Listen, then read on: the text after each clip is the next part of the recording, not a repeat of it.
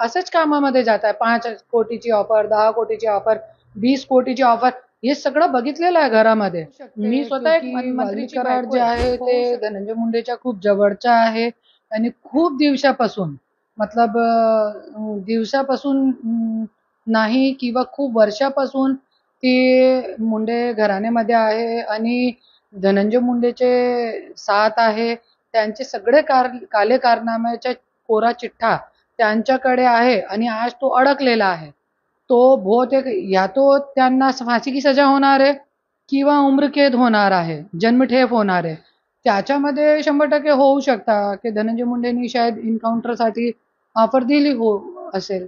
पण कासले जे आहे आता हा जो दावा केला जातो त्यात कितपत तथ्य असावं? नाही, तो ज्या दावा करतोय त्यांच्या ट्रान्सफर या विभागाकडून त्या विभागामध्ये ट्रान्सफर करण्यामध्ये किती वेळ लागते आणि तुम्ही बघू शकता की जे पोलीस अधिकारी जे आहे पूर्ण महाराष्ट्राची मी बोलते, पूर्ण महाराष्ट्रामध्ये आज पोलीस अधिकाऱ्यांवरतीही जोर जबरदस्ती करो दबाव टाकून हे सगळे काले कारनामे चालू आहे. जनताचे पैसेचा गैरवापर चालू आहे.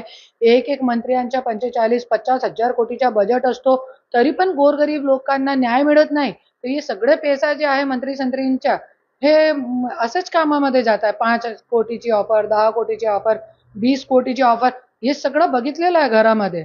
मी स्वतः एक मंत्रीची बायको आहे आणि जास्त नाही, आता 3 वर्ष झाले आमच्या हे भांडण झालेलं आहे. नाही तो सगळं हेही बघितलेलं आहे आजपर्यंत. तो होऊ शकते 100%. कासलेचा आवाज कसा ठेवायचा? त्यांची बघा आज त्याच्यावरती तो तुम्ही खूप विश्वास ठेवू शकता क्योंकि मद्यपान करल्यानंतर ही व्यक्ती खरं बोलत आहे, नहीं तो खोटे खोटे मध्ये ही चलता है सब.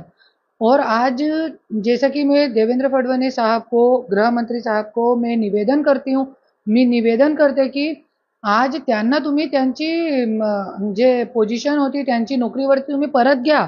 आज त्यांच्या डोक्या फिरलाय त्याच्यासाठी हे इतके काले कारनामे लोकांचे बाहेर काढताय ना आणि हे करण्यामध्ये पण खूप जीव लागताय. आणि आज जरी और कोणी पोलीस ऑफिसर होत आहे तो आपण बघितलेला आहे. खूप पोलीस ऑफिसर लोकांनी आज आत्महत्या केलेली आहे. खूप पोलीस लोक ऑफिसर लोक जे मेंटली डिस्टर्ब झालेले आहे. मी सगळं बघते. तो आज हे सगळी गोष्टी न करता त्यांनी खूप अच्छा पाव उचललेला आहे की सगळ्यांची पोल खोलण्याचा जे आज प्रयत्न करत आहे तो हे खूप मला तो खूप चांगला वाटतं.